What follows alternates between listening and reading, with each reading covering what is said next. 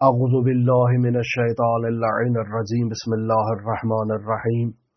الحمد لله رب العالمين الصلاة والسلام على أشرف الأنبياء والمرسلين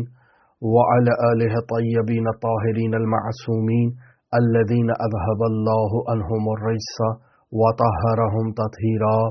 اللهم صل على محمد وآل محمد اللهم اخرجنا من الظلمات الوهم وأكرمنا بنور الفهم اللهم افتح علينا أبواب رحمتك وانشر علينا خزائن علومك برحمتك يا أرحم الراحمين إنا لله وإنا إليه راجعون۔ سب سے پہلے آج حضرت امام حسن عسکری علیہ الاف و تحیت وثنا کی مظلومانہ شہادت کی مناسبت سے آپ تمام دیکھنے والے مؤمنین کی خدمت میں تعزیت پیش کرتا ہوں۔ آج وقت کے امام اپنے والد بزرگوار کی عزاداری میں مصروف ہیں۔ آپ تمام عزاداران اہل بیت علیہم الصلاۃ والسلام کی خدمت میں تعزیت پیش کرتا ہوں۔ دعا گو ہوں خداوند متعال آپ تمام کی عزاداریاں اپنی بارگاہ میں قبول و مقبول فرمائے۔ دعا گو ہے خداوند متعال ہمیں امام صاحب العصر والزمان کے اس غم میں شریک قرار دے، اور خداوند متعال حضرت امام زما اجل اللہ تعالی فرجہ الشریف کے ظہور میں تعجیل فرمائے، اور ہمیں امام زما کے اصحاب و آوان و انصار کی فہرست میں شمار فرمائے۔ عزیزان محترم، ایک نہایت ہی اہم اور غم کی خبر مرحوم حضرت آیت اللہ العظمی شیخ محمد تقی بہجت رحمۃ اللہ علیہ کی ہیئت استفتاء کے سربراہ آیت اللہ بہجت کے دفتر کے سابق مسئول اور اس وقت مرجع شیعیان جہان مرجع تشیع آیت اللہ شیخ عباس محفوظی کا انتقال ہو گیا۔ 96 برس کی عمر میں آیت اللہ محفوظی حرکت قلب بند ہو جانے کے باعث انتقال کر گئے۔ آیت اللہ محفوظی کا انتقال 10 ستمبر 2024 کو ہوا، اور 11 ستمبر 2024 کو آیت اللہ محفوظی کو نہایتی عزت، نہایتی احترام اور نہایتی عالی شان تجلیل کے ساتھ، تشییع کے ساتھ انہیں حضرت فاطمہ معصومہ سلام اللہ علیہا کے حرم مطہر میں دفن کر دیا گیا۔ عزیزان محترم، آیت اللہ محفوظی ایک نہایتی جلیل القدر شخصیت 9 اگست 1928 عیسوی کو یہ ایران کا صوبہ گیلان ہے، اور اس گیلان کا ایک دیہات ہے جس کا نام ہے رودسر۔ اس دیہات میں آیت اللہ عباس ایک مذہبی دیندار متدین گھرانے میں پیدا ہوتے ہیں۔ حضرت عباس علمدار کی ولادت باسعادت کی شب ان کی پیدائش ہوتی ہے، لہذا اسی مناسبت سے ان کا نام عباس رکھا جاتا ہے۔ لہذا یہ شیخ عباس محفوظی رودسر سے تعلق رکھتے ہیں۔ ان کے والد پیشے کے اعتبار سے کسان ہیں، ایک عام متدین انسان ہے، بس اوقات اپنے گھر کی ضرورت کے لیے تجارت بھی کر لیا کرتے ہیں۔ آیت اللہ محفوظی نے اپنی ابتدائی تعلیم جو ہے وہ رودسر میں ہی حاصل کی، اور چونکہ دینی تعلیم کا نہایت شوق تھا، لہذا ابتدائی تعلیم حاصل کرنے کے بعد یہ رودسر کے حوزہ علمیہ میں ایڈمیشن لے لیتے ہیں، داخلہ لے لیتے ہیں، لیکن نہایت ہی چھوٹا حوزہ ہے، ان کی علمی تشنگی کو سیراب نہیں کر سکتا، لہذا یہ اپنے اس آبائی دیہات رودسر سے کم المقدسہ کی طرف ہجرت کرتے ہیں۔ کم المقدسہ تشریف لاتے ہیں اور وہاں کے جلیل القدر علماء کرام سے علمی فیض حاصل کرتے ہیں۔ اعلیٰ تعلیم حاصل کرنے کے لیے نجف اشرف عراق کا قصد کرتے ہیں، تو چونکہ فیملی کی طرف سے انہیں عراق جانے کی اجازت نہیں ملتی، لہٰذا اپنی اعلیٰ تعلیم بھی حوزہ علمیہ کم المقدسہ میں جو ہے وہ تکمیل کرتے ہیں، اور قوم کے علماء کرام کے درس خارج میں شرکت کرتے ہیں۔ بس ابتدائی اساتید کے علاوہ اگر آیت اللہ شیخ عباس محفوظی کے اساتید کی فہرست آپ کی خدمت میں بیان کی جائے تو اس فہرست کو سننے سے معلوم ہو جاتا ہے کہ نہایت ہی جلیل القدر اساتید سے انہوں نے استفادہ کیا ہے۔ مثلا آیت اللہ العظمی مرجعیت عظمی حسین بروجردی کے یہ شاگرد رہے ہیں، آیت اللہ العظمی سید روح اللہ الخمینی کے شاگرد رہے ہیں، آیت اللہ العظمی مرزا ہاشم آمولی کے شاگرد رہے ہیں۔ مرزا ہاشم آمولی وہی کہ جن کے فرزند ابھی یہ آمولی خاندان ایران کی سیاست میں بہت ہی پاپولر ہے، یعنی بہت ہی مشہور خاندان ہے، جن کے ابھی اس وقت بیٹے جو ہیں وہ ایران کی مجلس خبرگان رہبری کے جو ہے وہ دبیر ہیں، سیکٹری ہیں، اور اسی طرح سے آپ کی خدمت میں عرض کیا جائے کہ لاری جانی پارلیمنٹ کے اسپیکر رہ چکے ہیں، ان کے بیٹے 10 سال چیف جسٹس رہ چکے ہیں، اور یہ خاندان ایران کی سیاست میں بہت ہی اہم مقام رکھتا ہے۔ ان کے ایک بیٹے آیت اللہ حسن زادہ آمولی کے داماد بھی ہیں۔ تو یہ مرزا ہاشم آمولی بہت ہی ایک عظیم مرجع تھے، جن کے شاگرد تھے آیت اللہ محفوظی، پھر آیت اللہ محقق کے داماد، پھر آیت اللہ العظمی محمد رضا گل پیغانی سے انہوں نے فیض حاصل کیا، آیت اللہ عباس علی شاہرودی سے فیض حاصل کیا، علامہ محمد حسین طباطبائی مفسر عظیم الشان قرآن سے انہوں نے فیض حاصل کیا۔ بس ایسے جلیل القدر اساتید سے فیض حاصل کرنے کے بعد آیت اللہ محفوظی ایک مسلمہ مرجع تھے، مجتہد تھے، لیکن اس کے باوجود آیت اللہ شیخ محمد تقی بہجت فومنی کے احترام میں ان کے درس میں شرکت کیا کرتے تھے۔ انقلاب اسلامی کی فعالیت میں آیت اللہ عباس محفوظی کا ایک کردار ہے، جو اس وقت اطلاعیے نشر کیے جاتے تھے ان پہ آیت اللہ عباس محفوظی کے دستخط موجود ہوا کرتے تھے، اور انقلاب اسلامی کی کامیابی کے بعد جو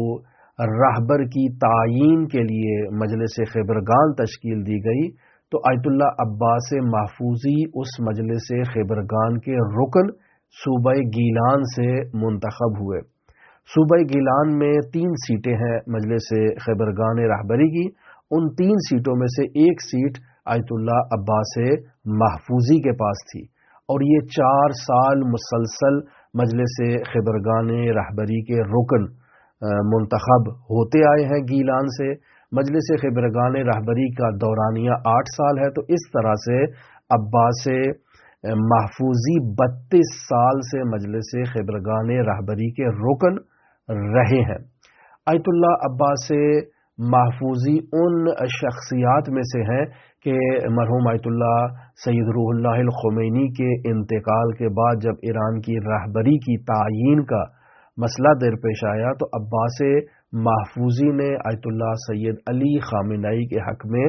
ووٹ دیا، اور وہ ان کی رہبری کے لیے بہت زیادہ تاکید کیا کرتے تھے۔ آیت اللہ عباس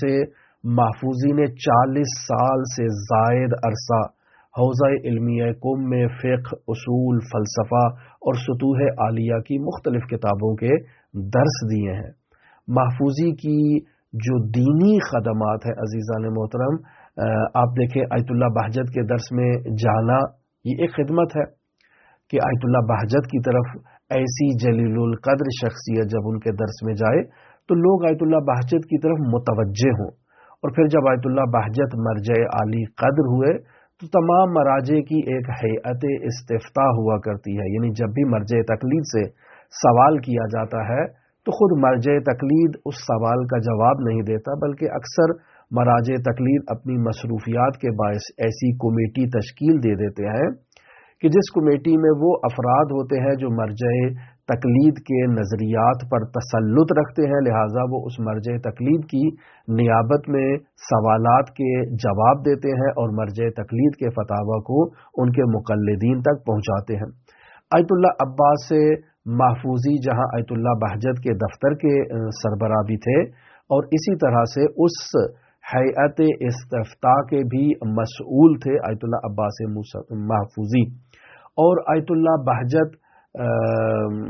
عباس محفوظی کا اس قدر احترام کیا کرتے تھے کہ اگر آیت اللہ عباس محفوظی نے کوئی حکم دے دیا دفتر میں یا کسی جگہ پر تو آیت اللہ بہجت اس کے بعد اس بارے میں نظر ثانی نہیں کیا کرتے تھے اور فرماتے تھے کہ میرے لیے عباس محفوظی کی بات اور ان کا حکم ہی کافی ہے، اب اس کے بعد میں کوئی اور بات نہیں کر سکتا۔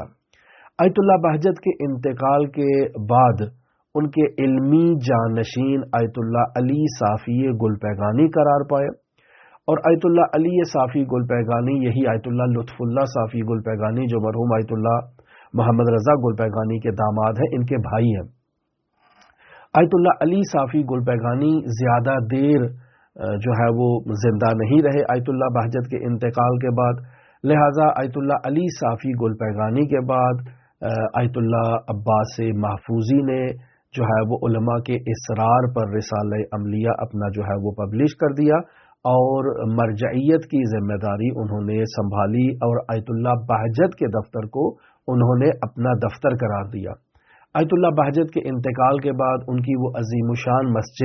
مسجد فاطمیہ جس میں مومنین آیت اللہ بہجت کی عقیدت میں جایا کرتے تھے، ان کی زندگی میں اور ان کے بعد بھی اس مسجد میں بھی آیت اللہ عباس محفوظی ہی نماز پڑھایا کرتے تھے۔ آیت اللہ عباس محفوظی نے 17 مختلف علمی تحقیقاتی موضوعات پر کتابیں تحریر کی ہیں جو ان کے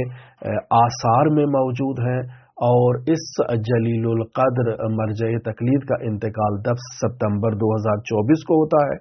11 ستمبر کو نہایتی عزت کے ساتھ، نہایتی احترام کے ساتھ ان کی حضرت امام حسن عسکری علیہ السلام کے نام گرامی سے موسوم مسجد جو قم المقدسہ میں حرم کے قریب ہی واقع ہے، اس مسجد سے ان کی تشییع ہوتی ہے حرم مطہر حضرت فاطمہ معصومہ کی جانب، اور نہایتی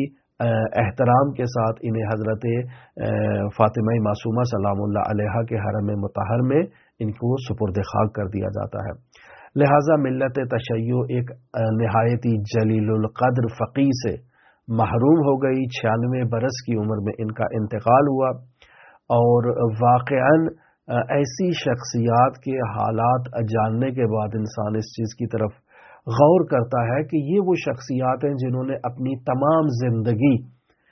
مکتب اہل بیت علیہ الصلاۃ والسلام کی تعلیمات کو سیکھنے میں اور مکتب اہل بیت کی ترویج میں اپنی زندگی کو وقف کر دیا۔ یہ شخصیات جن کا آیت اللہ بہجت اس قدر احترام کرتے ہیں کہ اگر وہ کوئی بات کر دیں تو ان کی بات پر آیت اللہ بہجت اپنی جو ہے وہ رائے بیان نہیں کرتے ان کے احترام میں،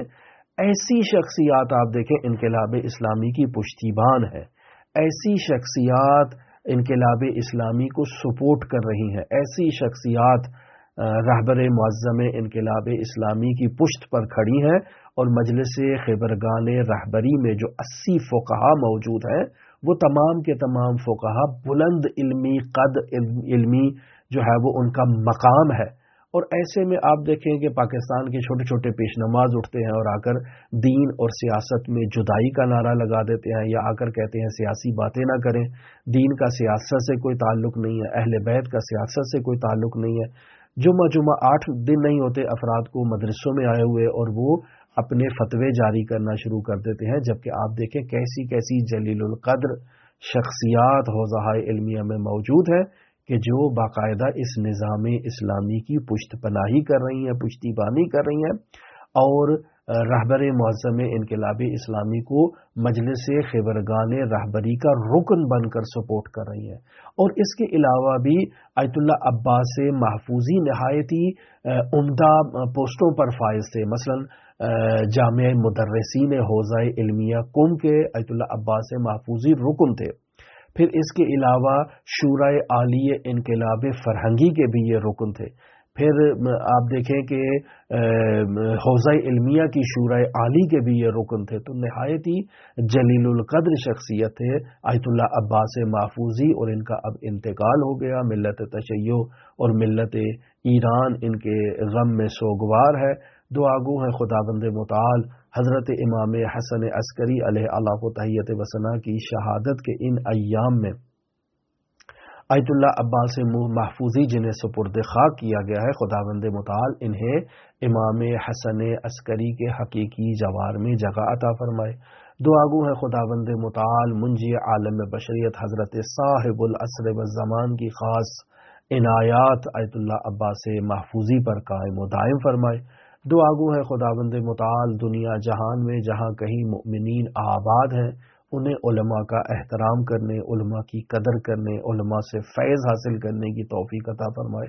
جو لوگ علماء پر سوء ظن کرتے ہیں، علماء کے بارے میں بدبین ہیں، علماء کی بات بعد میں سنتے ہیں، اعتراض پہلے کرتے ہیں، خداوند متعال ایسے افراد کی ہدایت کرے، انہیں راہ راست کی طرف گامزن کرے۔ خداوند متعال کی حضور دعا گو ہے خداوند متعال منجی عالم بشریت حضرت امام زمان کے ظہور میں تعجیل فرمائے اور ہمیں امام کے اصحاب و آوان و انصار کی فہرست میں شمار فرمائے۔ آپ تمام مؤمنین کے لیے آج کے اس یوم عزا میں امام حسن عسکری کی شہادت کے دن آپ تمام مؤمنین کے لیے نائب الزیارہ ہے امام رضا کی بارگاہ میں دعا گو ہیں۔ وہ مجالس عزا جو آپ منعقد کر رہے ہیں ان میں آپ ہمارے لیے دعا کریں، اور وہ مجالس عزا جو ہم منعقد کریں گے ان میں ہم آپ کے لیے دعا گو ہیں۔ دعا گو ہیں خداوند متعال ہم سے ان مجالس عزا کو قبول فرمائے اور امام زمان اجل اللہ تعالی فرجہ شریف کو ہم سے راضی و خوشنود فرمائے۔ اللہم صلی علی محمد وآل محمد وعجل فرج قائم آل محمد۔